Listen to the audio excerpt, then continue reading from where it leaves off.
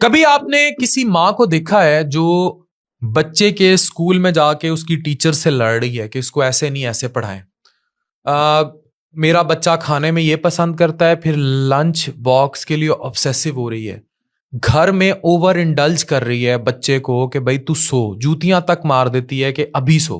Toxic parenting के topic पर बात करने लगा हूं। ये इतना अहम टॉपिक है, यानी कि कब वालदैन खुद बच्चों के लिए जहरीले हो जाते हैं, यानी कि पेरेंटिंग प्रॉपरली नहीं कर सकते।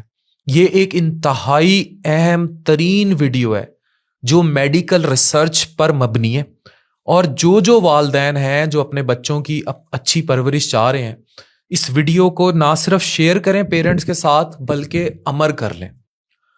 टॉक्सिक पेरेंटिंग यानी जहरीले अंदाज में बच्चों को बड़ा करना या उनकी तरबियत, इसका मतलब क्या है? इसका मतलब यह है कि ऐसे कंट्रोल करने वाले पेरेंट्स जो इमोशनल इन्वॉल्व हो जाते हैं बच्चों के साथ, और जो बच्चे की जहनी और जज्बाती सेहत को नुकसान पहुंचाते हैं। अब इसकी कुछ टाइप्स हैं। एक पहली टाइप है अथॉरिटेटिव जो पेरेंटिंग है, बहुत ज्यादा कंट्रोल, एक्सपेक्टेशन ज्यादा, फर्स्ट आएगा, अब सो, अब खा, अब उठ, अब पी, अब बाथरूम जा, और इमोशनल वार्मथ कम। वो ऑब्जेक्ट लेते हैं, बच्चे को इंसान नहीं समझते। दूसरा इमोशनल निग्लेक्ट, मोहब्बत का ना होना, बच्चे के इमोशंस को डिसमिस करना। वो अपनी कोई बात बताने आ रहा है लेकिन आप अपना इमोशन उसमें डालेंगे। तुझे कहा नहीं है तू सो जा जाके, तुझसे पूछा है हमने कि तुझे क्या इस टाइम खाने को दिल कर रहा है, ये पड़ा है ये खा।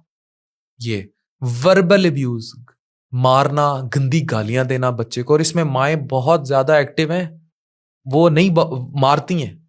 और आजकल की मदर जो सोशल मीडिया इस्तेमाल कर रही हैं बहुत ज्यादा, उनको पता है ये मेरी वीडियो देख रही हैं, उनको बड़ी अच्छी तरह वो कनेक्ट करेंगी कि उन्होंने बहुत दफा बच्चों को बगैर वजह के मारा है या शौहर का गुस्सा बच्चों पर निकाला है। ये टॉक्सिक पेरेंटिंग है, जलील करना। अच्छा, फिर बच्चों की सेल्फ रिस्पेक्ट नहीं होती, पूरे खानदान के सामने उसे जलील कर देंगे, ये पढ़ता नहीं है। वो भी उस आपकी तरह इंसान है, जैसे आपकी बेगम, अगर आप उसके खाने की बुराई कर देंगे पूरे खानदान के सामने, वो माइंड करेगी, बच्चा भी माइंड करेगा। फिजिकल अब्यूज, सख्त अजियतें देना, बच्चे के अंदर जो है एक ऐसी चाइल्ड अब्यूज तक चले जाना। फिर बहन भाइयों के साथ तकाबुल करना, फलाना बच्चा तो बहुत अच्छा है, तू कमजोर है, वो देख वो, मतलब उनके दरमियान सिबलिंग जेलसी को हवा देना। फिर गैस लाइटिंग, बच्चे के जज्बात को रिजेक्ट करना या उसको कंफ्यूज कर देना। This is bad. Over involvement, हर चीज में दखल देना, बच्चे को इंडिपेंडेंट होने ही नहीं देना। नहीं नहीं, तुम्हें रेड कलर की शर्ट अच्छी नहीं लगती, मैंने तुम्हें कहा है ना तुम शादी पे ब्लू ड्रेस ही पहनोगी, कंगी तुम्हें कहा है इस तरह नहीं करनी, इस तरह करनी है। ओवर इन्वॉल्वमेंट उनकी जातियात में। पाकिस्तान और इंडिया में बहुत सारे माँ बाप अथॉरिटेटिव करते हैं ये काम, और बच्चों को वो समझते हैं वो डिसिप्लिन कर रहे हैं, लेकिन रिसर्च के मुताबिक बच्चे की जहनी तरक्की और पर्सनैलिटी को नुकसान पहुंचाते हैं। अब मैं बहुत ज़बरदस्त मेडिकली आपको पढ़ाने जा रहा हूं कि टॉक्सिक पेरेंटिंग बच्चे के दिमाग को इफेक्ट कैसे करती है। मेडिकल एक्सप्लेनेशन, क्रॉनिक स्ट्रेस होगा और स्ट्रेस का, कॉर्टिसोल का ओवरलोड हो जाएगा। जो जहरीली पेरेंटिंग है उससे बच्चे स्ट्रेस में चले जाएंगे, ये बच्चे मोटे हो जाएंगे, जिद्दी हो जाएंगे, कॉर्टिसोल ज़्यादा हो जाएगा, और बहुत ज़्यादा कॉर्टिसोल होने की वजह से दे विल इफेक्ट हिप्पोकैम्पस का एरिया होता है दिमाग में जो याददाश्त सीखने के लिए ज़रूरी है, ये छोटा हो जाता है। फिर एक ब्रेन का एरिया है अमिगडाला, ओवर एक्टिव हो जाता है, जो बच्चे को ज्यादा एंग्शियस बनाता है। छोटी छोटी बात पे दिल की धड़कन तेज हो जाना, बच्चे का एंग्शियस और परेशान हो जाना। प्री फ्रंटल कॉर्टेक्स का डेवलपमेंट स्लो हो जाता है, जिसकी वजह से इम्पल्स कंट्रोल और इमोशनल रेगुलेशन का मसला होता है। मतलब एकदम वो थप्पड़ मार देंगे, छोटे भाई को एकदम जाते जाते चमाट मार देंगे, ठीक है। और इमोशनली उनको नहीं, कभी हंसना शुरू कर देंगे, कभी रोना, एकदम रोएंगे एकदम हंसेंगे। Research, Harvard Center on Development बच्चे की जो थी 2021 के मुताबिक डेवलपिंग चाइल्ड पे, टॉक्सिक स्ट्रेस बचपन में ब्रेन के सर्किट्स को डैमेज करता है, जो लाइफ टाइम इमोशनल डिसरेगुलेशन का सबब बनते हैं। Journal of child psychology and psychiatry 2020 के मुताबिक वर्बल अब्यूज से ग्रे मैटर का वॉल्यूम कम हो जाता है। ब्रेन के अंदर जो ग्रे मैटर होता है जो दिमाग की ग्रोथ और इमोशनल कंट्रोल को इफेक्ट करता है। अच्छा, फिर ऑक्सीटोसिन एक हार्मोन है जो अटैचमेंट से पैदा होता है। इससे अटैचमेंट इश्यूज होते हैं। अगर हेल्दी पेरेंटिंग होगी, हार्मोन बॉन्डिंग होगी, तो बच्चों में सेरोटोनिन आएगा। अगर टॉक्सिक होगी, ये सेरोटोनिन भी आएगा, ऑक्सीटोसिन भी आएगा। अगर ऑक्सीटोसिन वही है जो प्यार के इमोशन से आता है, मियाँ बीवी, बहन भाई, बच्चे। अगर और इससे इमोशनल सिक्योरिटी भी पैदा होती है। टॉक्सिक पेरेंटिंग में ऑक्सीटोसिन रिलीज कम होता है, जिसकी वजह से बच्चों का माँ पे, बाप पे ट्रस्ट खत्म हो जाता है और अल्टीमेटली वो इमोशनली बच्चा अटैच नहीं होगा। फिर माँ कहती है मेरी बात ही नहीं सुनता, बड़ा हो गया, मुझसे प्यार ही नहीं करता। ये वो हार्मोन है जो आप किल कर देते हैं, टॉक्सिक। अब एक रिसर्च है, नेचर न्यूरोसाइंस 2022, इसके मुताबिक अगर बचपन में इमोशनल निग्लेक्ट हो तो ऑक्सीटोसिन रिसेप्टर्स जो हैं ये सही डेवलप नहीं होते, जो बच्चे को सोशल एंजाइटी और रिलेशनशिप्स इश्यूज का शिकार कर देते हैं। ये बच्चे फ्यूचर में बुरे पेरेंट्स, बुरे शौहर, बुरी बीवियां बनते हैं। प्लीज समझे। एक और बहुत अहम चीज मैं आपको पढ़ाने जा रहा हूं, सेरोटोनिन और डोपामीन की कमी, न्यूरोट्रांसमीटर डिसफंक्शन।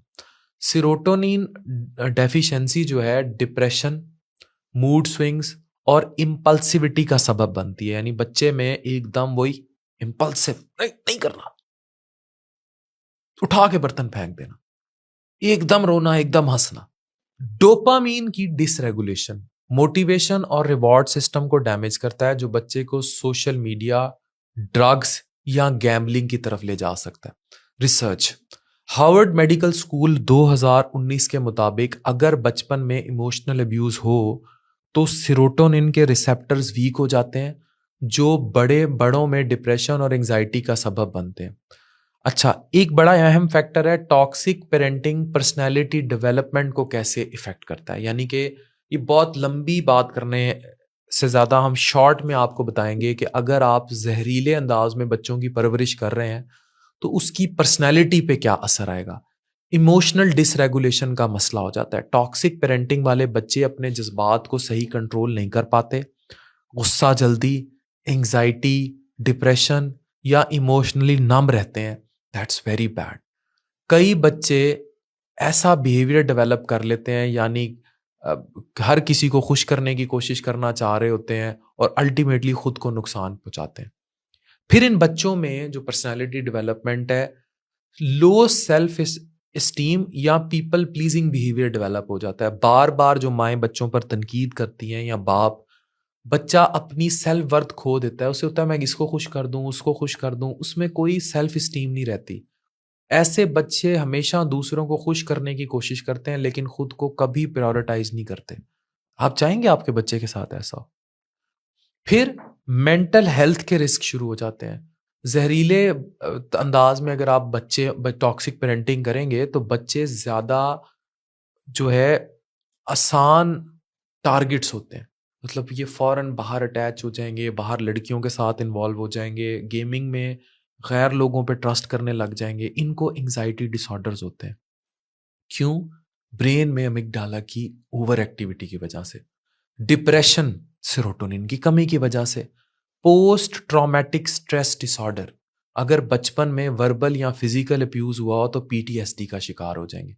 फिर एक बहुत इंपॉर्टेंट इन बच्चों में फिनोमेना हो जाता है border line personality disorder. Extreme emotional dysregulation होती है, जज्बात मलका पुखराज होते हैं ये। अगर पेरेंट्स के रिलेशन अच्छे ना हो तो फिर और तबाही होगी और साथ टॉक्सिक पेरेंटिंग भी है। इमोशनल इनसिक्योरिटी और एंजाइटी के मसले शुरू हो जाएंगे। माँ बाप का रिश्ता अच्छा नहीं है और इमोशनली इनसिक्योर हो गए। Chronic anxiety, emotional instability, total depression का ज़्यादा रिस्क। पेरेंट्स के कन्फ्लिक्ट सेरोटोनिन लेवल को कम कर देते हैं, जो बच्चों को चाइल्डहुड और अडल्टहुड में डिप्रेशन का शिकार बना देते हैं। फिर जनरेशनल ट्रॉमा का सिलसिला होता है इनमें। अगर माँ बाप इमोशनली अब्यूसिव हैं तो अक्सर बच्चे अपनी अगली नस्ल को वैसे ही ट्रीट करेंगे। ये टॉक्सिक साइकिल बहुत बुरा है, इसको समझने की ज़रूरत है।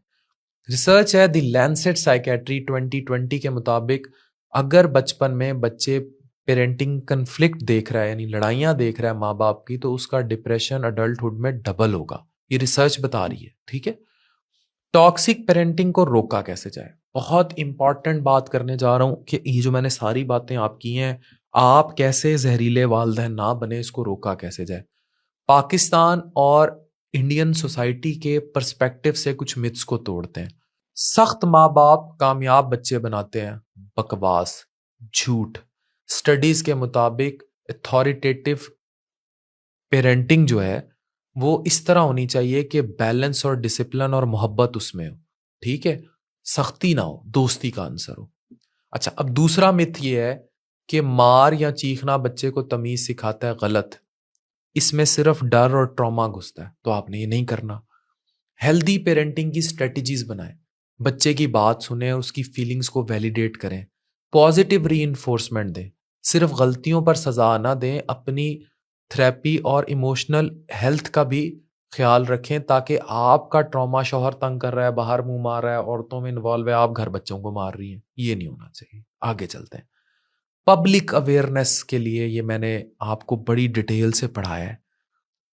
अगर आप अच्छे वालिदैन बनेंगे, अच्छे बच्चे देंगे, वो बच्चे बड़े होके अच्छे वालिदैन बनेंगे, मुआशरा तरक्की करेगा। नहीं तो आप अपने बच्चों को इमोशनली, फिजिकली, मेंटली बर्बाद कर देंगे, और ये चीज़ किसी पैसे, दौलत, जायदाद, गाड़ियों, घरों से वापस नहीं आएगी। अच्छी पेरेंटिंग करना आप पर सबसे बड़ी जिम्मेदारी है, जो सिर्फ डिसिप्लिन नहीं, मोहब्बत और सपोर्ट भी मांगती है। ये medically detailed video south Asian societies और ओवरसीज़ पाकिस्तानीज़ को ये बताएगी कि किस तरह उन्होंने अपने बच्चों की परवरिश करनी है। और ओवरसीज़ में बहुत सारे बाप बाहर हैं, माँ इमोशनल ट्रॉमा का शिकार है और गुस्सा बच्चों पर निकल रहा है, उन्हें भी सोचना होगा। मैं हूँ डॉक्टर अफान कैसर, आप सबका ख्याल रखने वाला, एंड आई वांट कि आप भी अपने बच्चों का ख्याल रखिए। Signing off.